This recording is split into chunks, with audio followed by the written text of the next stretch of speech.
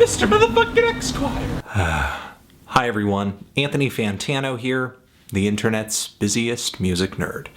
And it's time for a review of the new Mr. Muthafuckin eXquire mixtape, Kismet. This guy is a New York MC. He's been one of the more underrated faces in the underground right now, and I could kind of understand why. I've been sort of on the fence with him for sure for the past couple of years. His Lost in Translation mixtape back in 2011 was the first time I heard of him, and while many of the tracks on this tape are pretty hilarious, are very grimy, have that very urgent, just gutter East Coast sound, there are a lot of pretty nasty and gross parts throughout it. Very great production choices as well, but the tape is uniformly lo-fi, making a lot of the songs feel kind of muddy and just sort of samey.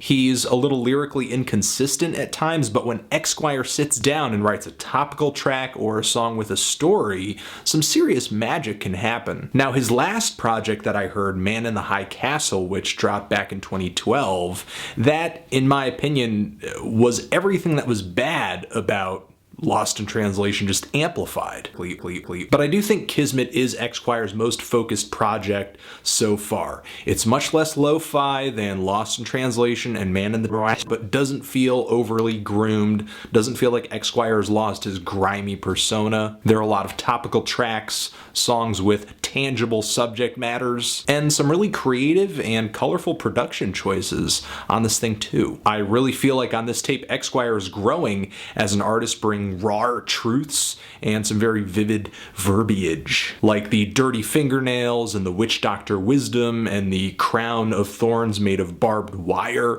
in the track Noble Drew Ali, which has these amazingly heavy electric piano chords on the track. They're just so thick. They're even thicker and just bassier than the kick drums on the track itself. And the beat on this thing, it almost feels like slow motion boom bap. And the song Cherry Raindrops, another track on here that I dig quite a bit. It's a song that really reminisces about a relationship that seems to have demised. Still, it's a sharp piece of romance with how eXquire describes a lot of the characteristics of their relationship. And some of the lines here are poetic, whether they be about drinking another person's soul or comparing his significant other to Oshun, a West African deity. The instrumental and the flow that eXquire brings are just so smooth, they're sensual, it's a kind of sexy track. Even if it is sort of peppered with some foul observations, biting another person's lip and blood coming out and then sort of licking the blood off their face. This person has a flat butt as well, and the something on what I think is the bridge on this track too. Maybe intentional, but still not incredibly appealing. And the song Vanilla Rainbows brings another side to eXquire's personality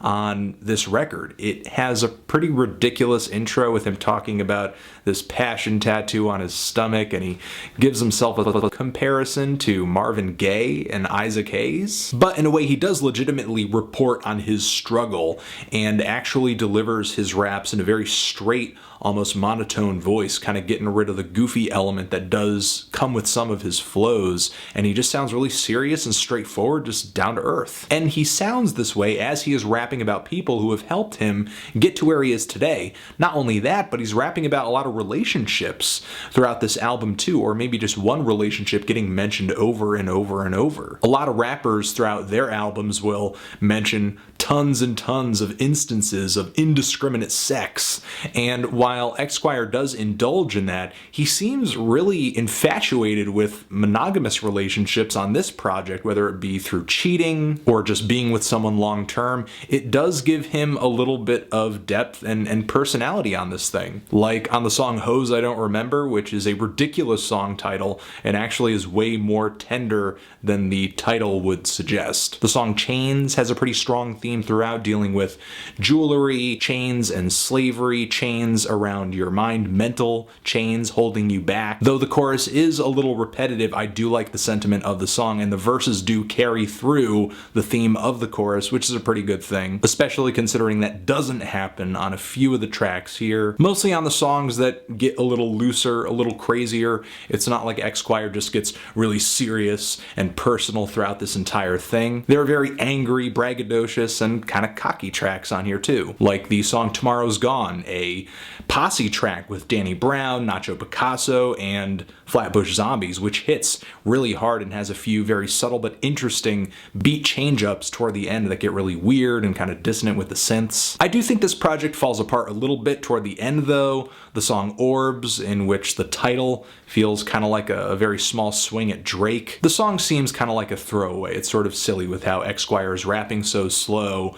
kind of goofing off on his lyrics. It gets really boring really fast with how long it drags out. What makes me even madder is that this song is pretty long. Meanwhile, the song Never Running Again is just over a minute long, and lyrically, conceptually, I think it's one of the best song ideas on this entire album, and it just sort of cuts out of nowhere. And the bonus track on this thing, X Studio, is kind of this weird account of having sex in this dude's music studio with, of course, a flash drive being mentioned, a mixer, preamp. It's another funny concept that this album brings to the table, but unfortunately it gets kind of stale by the end of the song. eXquire does here and there indulge in very sophomoric humor, which does set him apart from other people, but again, I think he's yet to really do that in a way where it's interesting from the beginning to the end of a track, or at least funny.